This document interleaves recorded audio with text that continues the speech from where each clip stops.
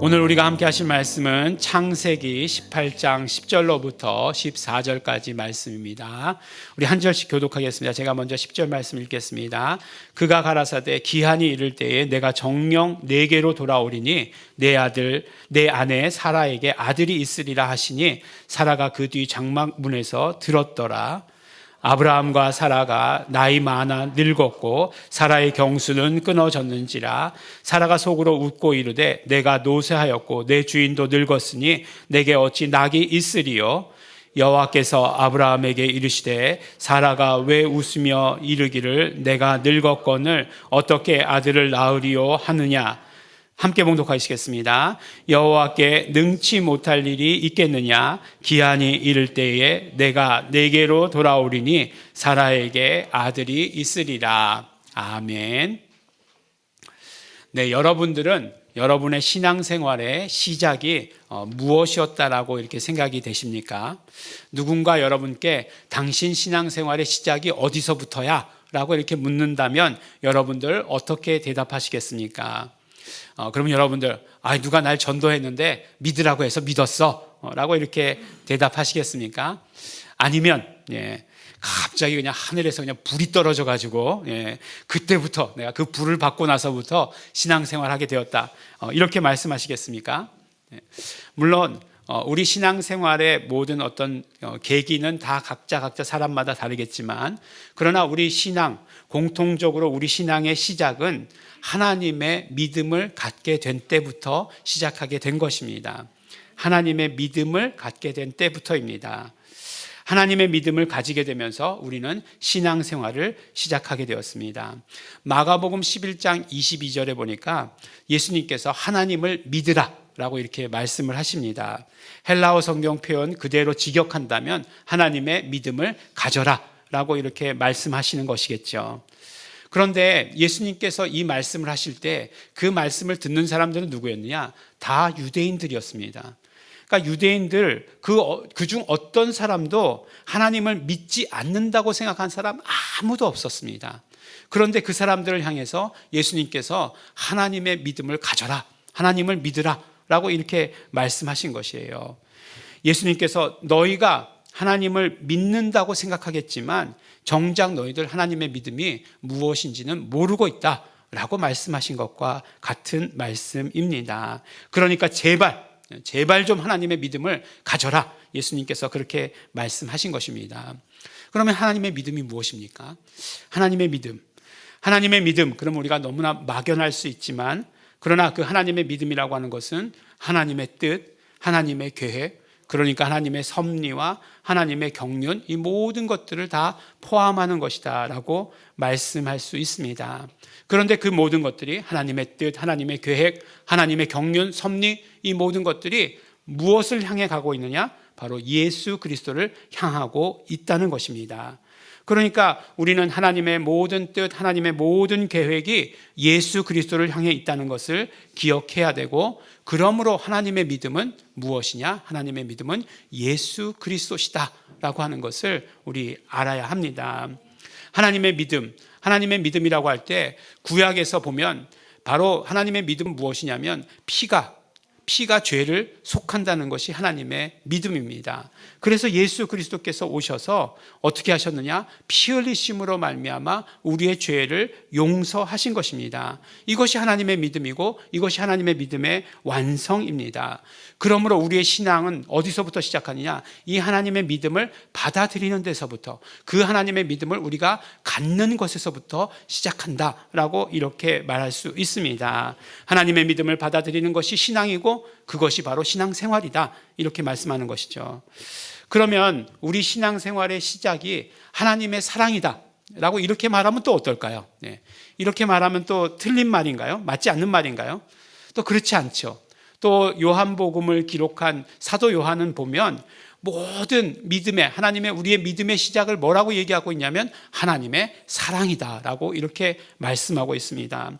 요한복음 3장 16절에 보니까 하나님이 세상을 이처럼 사랑하사 독생자를 주셨으니 이는 저를 믿는 자마다 멸망치 않고 영생을 얻게 하려 하심이라. 요한이 쓴 서신서 말씀, 요한 1서 4장 7절 말씀을 보니까 사랑하는 자들아 우리가 서로 사랑하자. 사랑은 하나님께 속한 것이니 사랑하는 자마다 하나님께로 나서 하나님을 알고, 9절 말씀 보니까 하나님의 사랑이 우리에게 이렇게 나타난 바 되었으니 하나님이 자기 독생자를 세상에 보내심은 저로 말미암아 우리를 살리려 하심이니라. 하나님의 사랑이 없었더라면 우리는 아무것도 할 수 있는 게 없다고 말씀하시는 거죠. 하나님이 시작하셨다는 것이에요. 하나님께서 우리를 사랑하셨고 하나님께서 먼저 우리를 사랑하셨다는 것이에요. 그리고 그 하나님의 사랑의 확증으로 말미암아 예수 그리스도를 우리에게 보내주신 것입니다. 그래서 어떻게 하셨어요? 피 흘리시고 죽게 하셨습니다. 우리의 모든 죄의 값을 치르게 하셨다는 것이에요. 그래서 사도 바울은 이 하나님의 사랑에 대해서 얼마나 과격하게 표현합니까? 이것은 하나님의 미련함이다. 이것은 하나님의 어리석음이다. 이것은 하나님의 약함이다. 라고 이렇게 말씀하시는 것 아니겠습니까? 가만히 보니까 하나님의 믿음에서 시작됐던, 하나님의 사랑에서 시작됐던 결론은 마찬가지예요. 결론은 무엇이죠? 바로 예수 그리스도이십니다. 하나님의 믿음, 하나님의 사랑, 예수 그리스도이십니다.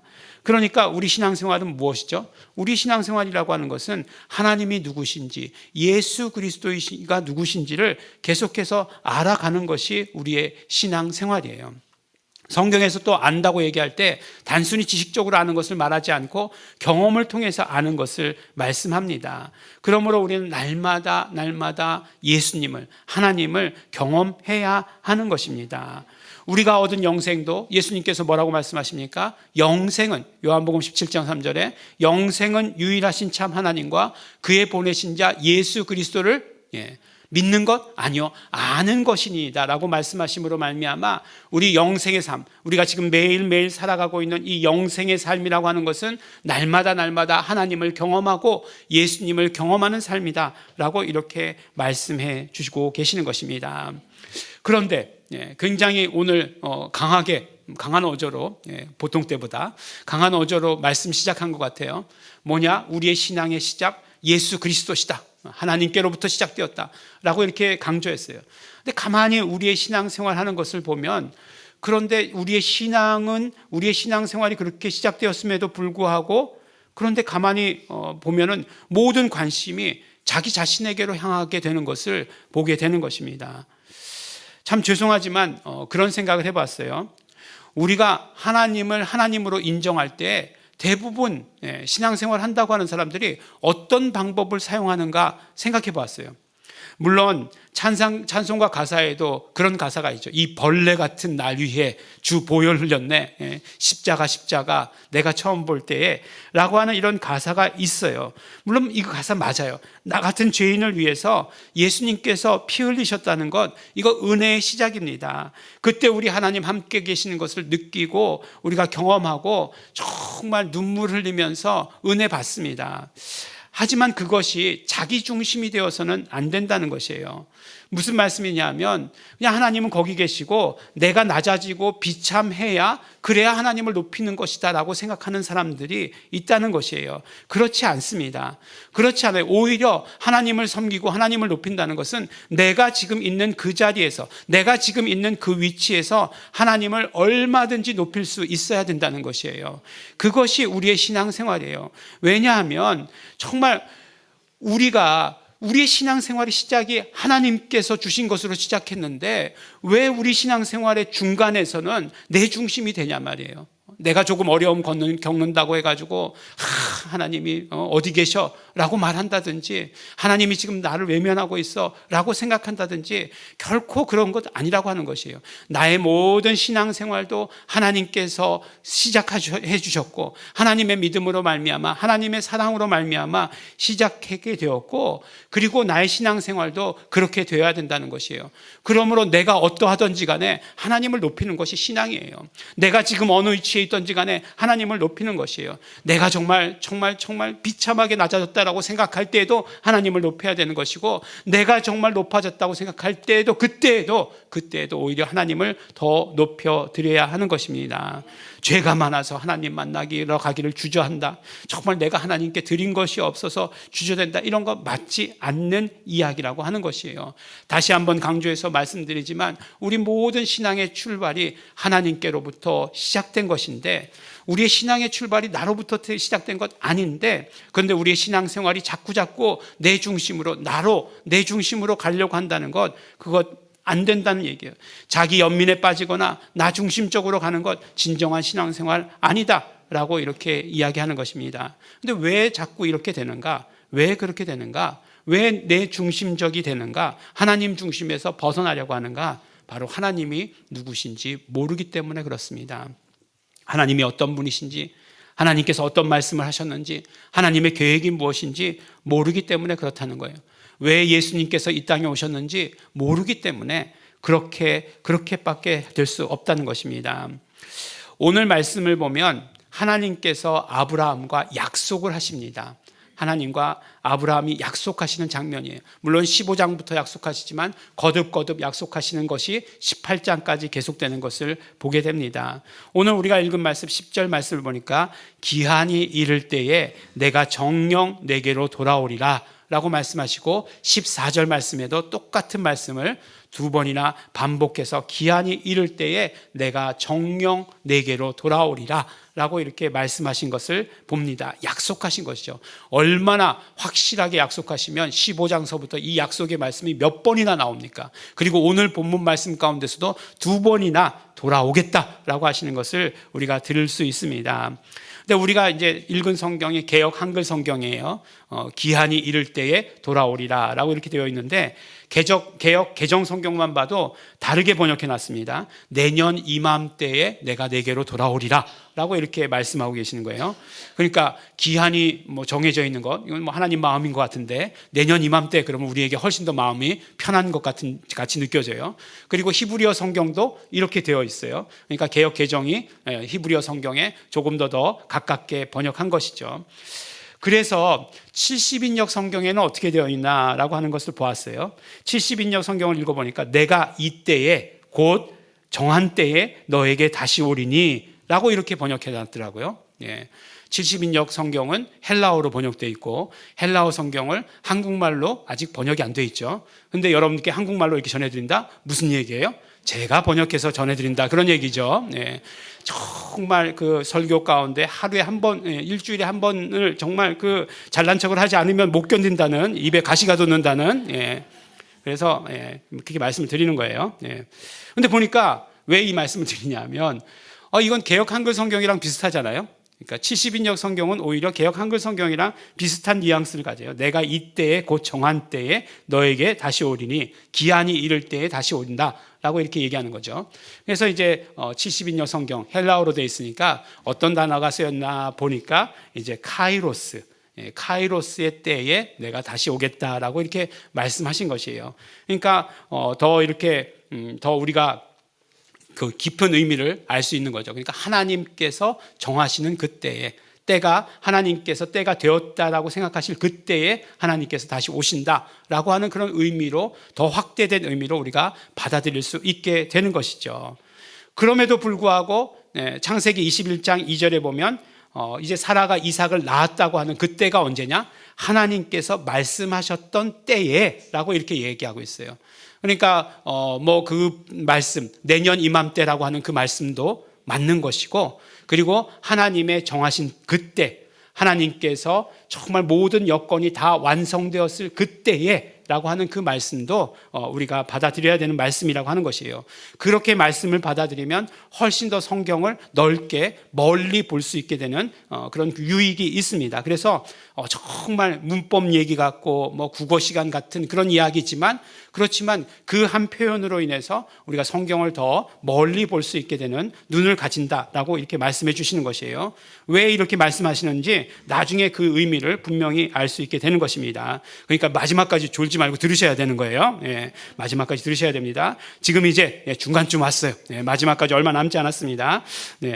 근데 우리가 하나님께서 아브라함과 하신 약속을 언약이다라고 이렇게 얘기합니다. 언약이라고 이렇게 얘기해요. 그러니까 말로써 약속하신 거잖아요. 무슨 서류 꾸미시고 그런 거 아니잖아요. 언약이라고 얘기해요. 근데 성경에 보면 이 언약이라고 하는 것은 굉장히 중요합니다. 하나님께서 인간과 두 종류의 언약을 세우세요. 첫 번째가 무엇이냐면 바로 일방적인 언약입니다.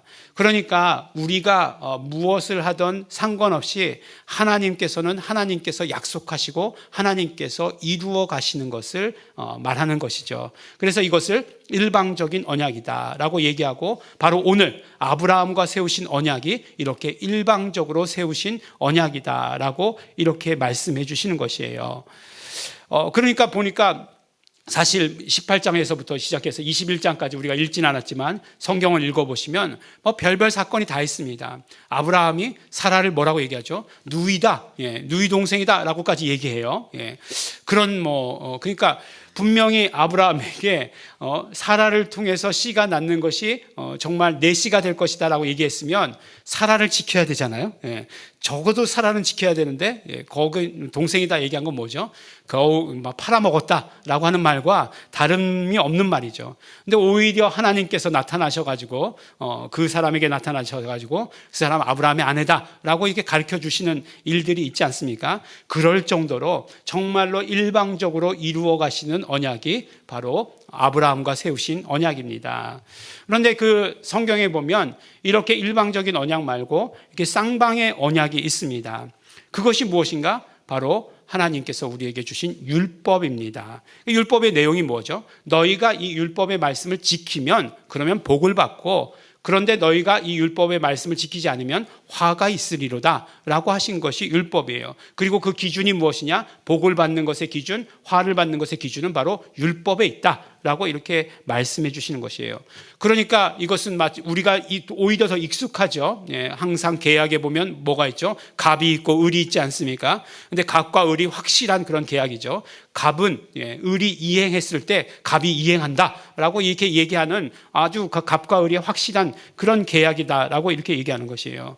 그래서 이 율법을 뭐라고 얘기합니까? 모세와 세운 약속이라고 해가지고 성경에 보면 모세가 말하기를 이렇게 얘기되어 있는 것들이 있어요. 무슨 얘기죠? 율법에 그렇게 기록되어 있다 이렇게 얘기하는 것이고, 율법도 모세의 율법이다라고 하는 표현들 많이 나와 있는 것을 이렇게 듣게 되는 것입니다.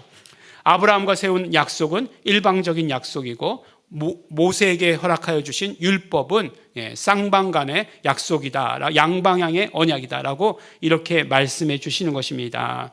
근데 우리가 이제 언약을 받았어요.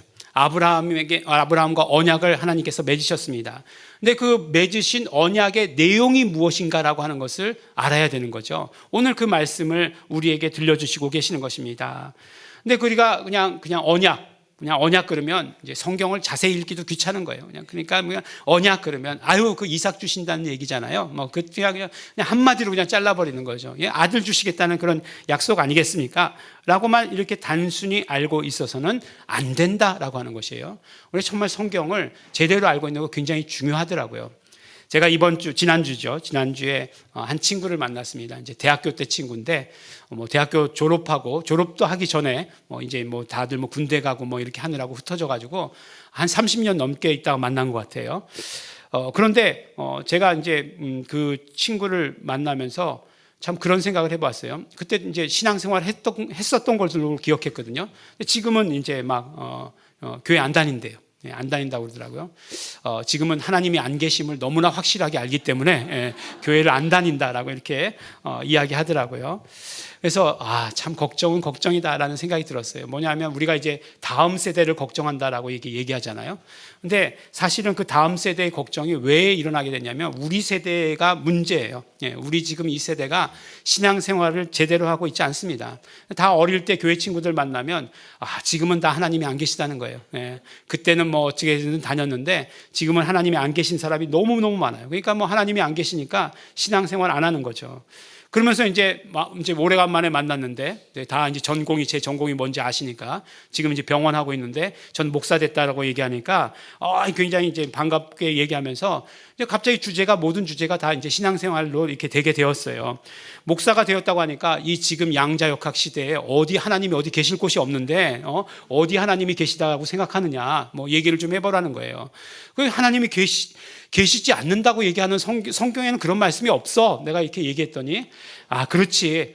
믿음은 하나님이 계시나 안 계시나 가질 수 있어. 신앙은 하나님이 계시나 안 계시나 가질 수 있어 라고 저에게 이렇게 얘기하는 거예요. 가만히 듣다가 이게 무슨 또 개똥철학 같은 얘기인가, 네, 생각이 들었어요. 만약에 하나님이 안 계신데 내가 신앙생활하고 하나님이 계시다고 믿으면 그건 내가 만들어낸 하나님이지 라고 이렇게 얘기했어요. 그렇지 않겠어요? 하나님이 계시지 않는데 내가 믿었다. 그러면 내가 만든 하나님을 내가 믿고 있는 거죠. 그걸 전문 용어로 뭐라고 하죠? 네 글자로 우상숭배라고 얘기하는 거예요. 내가 만든 하나님을 내가 믿는 것을 우상숭배라고 하는 거예요.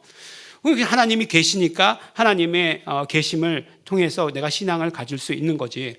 누가 그렇게 얘기해 주대? 이렇게 물어봤더니 어릴 때 이제 주일학교 다닐 때였던 것 같아요. 중고등부 때쯤 돼가지고 교회에서 어르신 선생님이셨던 거죠. 선생님이 그렇게 말씀해 주셨다는 거예요. 그래서 야, 너는 성경에도 없는 얘기를 그렇게 평생 동안을 철석같이 믿고 있냐? 성경을 믿었으면 네가 지금 나같이 목사가 됐을지도 모르겠다. 이런 얘기들을 했었어요. 무슨 얘기를 하려고 하느냐 하면은 잘 들으란 얘기예요. 네. 엉뚱한 사람에게 듣지 말고 잘 들으시란 얘기예요. 예. 그 누가 얘기해 주는 거 정말 멋있잖아요. 뭔가 멋있다고 느껴져요. 철학의 용어들이 다 그래요. 되게 멋있는 것처럼 이렇게 느껴져요. 뭐 그런 얘기 하잖아요. 그냥 네가 인내를 구할 때 하나님께서 너에게 인내를 주시는 줄 아느냐? 인내를 키울 수 있는 사건을 주신다. 뭐 이렇게 얘기하거든요. 맞는 말이죠. 맞는 말인데 되게 멋있는 것 같이 느껴지지만 정말 인내해야 될 땐 도움 하나도 안 되는 말씀이에요. 사실은 그 상황 가운데 들어가 보면 하나도 도움 안 되는 그런 말씀이에요. 그러니까 뭐라고요? 개똥철학에 의지하지 마시고 성경을 여러분들이 직접 보고 깨닫는 훈련을 하셔야 된다, 이 말씀을 하는 거예요. 제가 제 친구를 욕하려고 하는 그런 의도도 없고, 여러분들이 어떤 말씀을 들은 것을 가지고 괜히 그것에 혹해 있는 것 뭐예요? 마귀의 장난이에요. 마귀가 지금 하는 일이 뭐라고요? 속이는 일을 하는 거예요. 그런 말 한마디 던져놓고 평생 속게 만드는 거예요. 그렇게 하지 말아야 된다는 거예요. 우리 아이들 더 하죠. 우리 아이들 보면은 얼마나 그런 어떤 애들끼리 하는 말에 영향 많이 받습니까? 그런 가운데 계속해서 정말 생명의 말씀을 집어넣어 줘야 돼요. 생명의 말씀을 집어넣어 줘야지 괜히 어디서 어줍지 않은 그런 거 하나 더 주워 듣고서 그것을 평생에 간직해 가지고 하나님이 없다 말하는 건 안 된다는 거예요. 우리 나이대 분들이 정신도 차려야 되지만 정말 신앙생활 잘해야 되지만 그런 것들 우리 기억해야 됩니다. 누구 책임이다라고 얘기하지는 않겠어요. 그래서 우리 정말 성령님께서 인도하시는 대로 완전히 정확하게 깨달아야 되죠. 무슨 얘기를 하려고 이렇게 말씀드렸겠습니까? 약속이 뭐냐? 하나님께서 아브라함과 하신 약속이 뭐냐? 아들 주시겠다고 약속하신 것이냐? 아니에요. 두 가지 약속을 주셨어요. 첫 번째 뭐라고 말씀하시냐면 내가 반드시 너에게 돌아오겠다. 두 번이나 오늘 말씀하시잖아요. 기한이 이를 때에 내가 정녕 반드시 내게로 돌아오겠다. 10절에서 14절에서 두 번이나 말씀하세요. 그리고 두 번째 약속은 뭐죠? 그렇죠. 그때에 돌아오실 그때에 너와 사라에게 아들이 있을 것이다 라고 이렇게 말씀해 주시는 거예요. 다시 말씀드려요. 두 가지 약속을 하신 거예요. 두 가지 약속. 첫 번째 약속 뭐라고요? 돌아오시겠다. 하나님께서 아브라함과 사라에게 돌아오시겠다는 약속이 첫 번째 약속이고, 두 번째 약속이 그때에 너에게 아들이 있을 것이다 라고 이렇게 말씀해 주시는 거예요. 그래요. 하나님께서 돌아오셔서 누구와 함께 계시는가? 바로 아브라함과 사라와 함께 하시겠다라고 약속해 주시는 것이에요. 아브라함과 사라와 함께가 하나님의 약속입니다. 언약입니다. 그러니까 언약의 내용이 뭐예요? 하나님께서 우리와 함께 하시는 것이 언약의 내용 1번이에요. 그리고 나서 뭐라고요? 아들, 그렇죠. 아들도 약속이죠. 아들도 중요한 약속이죠. 그 약속은 무엇이에요? 하나님께서 우리와 함께 하시는 것에 증거가 되는 약속이다 라고 이렇게 말씀해 주시는 거예요. 그러니까 언약에서 뭐가 중요한지 우리가 이제 함께 깨달아야 되는 거죠. 뭐가 더 중요하죠? 하나님께서 우리와 함께 하시겠다는 그 약속 자체가 훨씬 더 중요한 것 아니겠는가 하는 것이에요. 그 약속의 증거들, 약속으로 말미암아 하나님께서 함께 하심으로 말미암아 나타나는 일들이 더 중요하냐, 아니면 하나님께서 함께 하시는 그 자체가 더 중요하냐, 우리에게 있어서 이건 굉장히 큰 차이가 있습니다. 둘 다 약속을 받아들이는 건 맞아요. 하지만 우리가 이제 신앙인으로서 성숙해 간다면, 적어도 예일중앙교회 성도라고 한다면 하나님께서 우리와 함께 하시는 것이 훨씬 더 중요하다는 것을 알아야 되는 거죠. 그리고 또 더 감사한 것은 무엇이냐면 그것을 하나님께서 우리에게 약속으로 주셨다는 거잖아요. 우리가 그냥 애써가지고 노력해가지고 하나님을 부르고 하나님이시여 임하시옵소서 막 그냥 하루에 1000번씩 2000번씩 불러가지고 임하실 수 있다면 그렇게라도 부를 거예요. 하루에 1000번 부를 거예요. 그런데 그것이 아니라 하나님께서 그렇게 약속하셨고 하나님께서 그 약속을 이루시고 하나님께서 그 약속을 지켜주셨다라고 하시는 것입니다. 그래서 하나님께서 아브라함과 사라에게, 우리 인간에게 돌아오신 것입니다. 근데요, 성경의 표현을 보니까 이 하나님께서 돌아오셨다라고 하는 것을 그대로 인간에게도 적용시키시는 그런 부분들이 있더라고요. 근데 인간에게 적용시키실 때는 명령으로 하세요. 명령으로. 뭐라고 하시냐면 돌아와라 라고 이렇게 명령하세요. 돌아와라 라고 이렇게 명령하십니다. 근데 돌아와라 라고 하는 것은 무슨 의미겠습니까? 돌아와라, 하나님께로 돌아오라, 그런 말씀이겠죠. 이것을 아주 우리가 잘 알고 있는 신학 용어인데요, 신학 용어로 뭐라고 얘기하죠? 회개라고 합니다. 회개라고 하죠. 하나님께로 돌아오라. 그래서 세례 요한도 처음에 외쳤던 것, 하나님께로 돌아오라 라고 말씀하신 것이고, 예수님께서도 뭐라고 말씀하십니까? 돌아오라, 하나님께로 돌아오라 라고 이렇게 얘기하시는 것이에요. 가만히 생각해 보세요. 하나님께서 돌아오셨어요. 하나님께서 돌아오시고 우리가 돌아오면 그곳에서 하나님과 함께하는 그런 역사가 일어나는 것이에요. 하나님과 함께 살게 되는 것이에요. 그곳이 어떤 곳이 되는 것이에요? 그곳이 성전이 되는 거예요. 그래서 내가 하나님과 함께를 늘 경험하는 그런 곳이 된다라고 이렇게 말씀해 주신 거예요. 하나님께서 언약 가운데 돌아오셨습니다. 아브라함과 사라에게 돌아오셨듯이 우리에게도, 지금 우리에게도 돌아오셨다는 것이에요. 어떻게 할 수 있는가? 예수님을 우리에게 보내주셨어요. 예수님께서 오시지 않았습니까? 아브라함과 다윗의 자손 예수 그리스도의 세계라, 마태복음 1장 1절에 이렇게 말씀하고 있는데 왜 마태복음 1장 1절에서 그렇게 말씀하셨습니까? 아브라함과 세우신 그 언약의 완성이 누구시냐? 예수 그리스도시다라고 하는 것을 선포한 것 아니겠어요? 그러니까 예수 그리스도를 보내주셨다라고 하는 것은 무슨 말씀이에요? 기한이 이를 때에 내가 내게로 오리라 라고 하신 그 말씀이 온전히 이루어진 것을 이야기해 주시는 것이에요. 바로 그래서 예수 그리스도께서 오심으로 말미암아 하나님께서 우리와 함께가 온전히 이루어지게 된 것입니다. 그리고 성령님을 우리에게 보내주셨어요. 우리 안에 와 계시는 것입니다.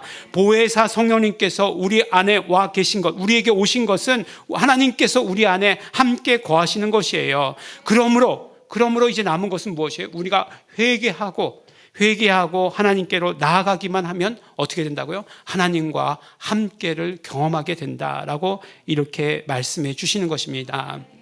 물론이요, 오늘 우리가 하나님과의 함께가 중요하기 때문에 정말 다른 약속, 그 약속의 증거로 주신 이삭의 이야기는 하지 않았지만 하나님께서 함께 하실 때 그 증거들을 마구마구 우리에게 보여주십니다. 예수님께서 우리와 함께 하셨을 때, 아들이 오셔서 우리와 함께 하셨을 때 우리에게 보여주신 증거는 무엇입니까? 그렇죠, 죄사함이죠. 영생 아닙니까? 그리고 죄사함과 영생을 우리에게 보여주셨습니다. 그와 같은 증거들이 하나님께서 함께 하심의 그 증거들이 우리에게 풍성히 나타나게 될 것입니다. 하나님께서 함께 하시는 증거가 다 아들을 주는 것이겠습니까? 그렇지는 않을 거 아니에요.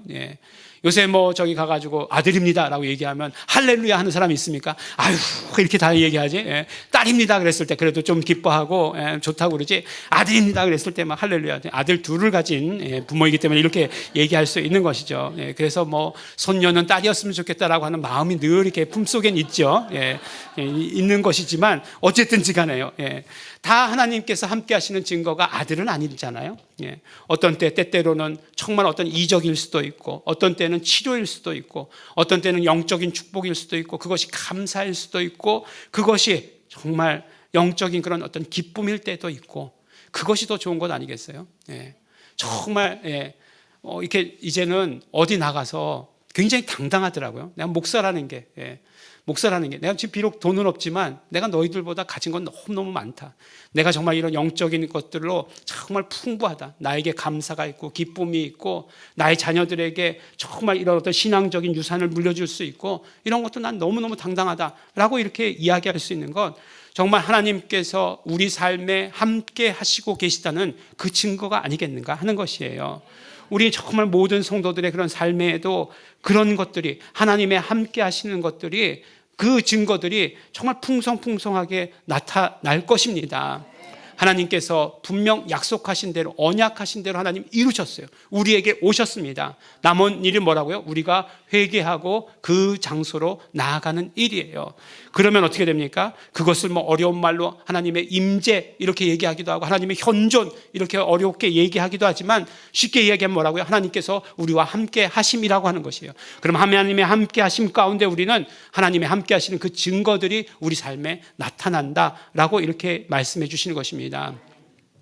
오늘 말씀을 한 줄로 요약하면 우리 주리가 나왔으니까 한 줄로 요약하면 하나님께서 함께 하심을 약속하셨다는 거예요. 하나님께서 약속하셨다는 거예요.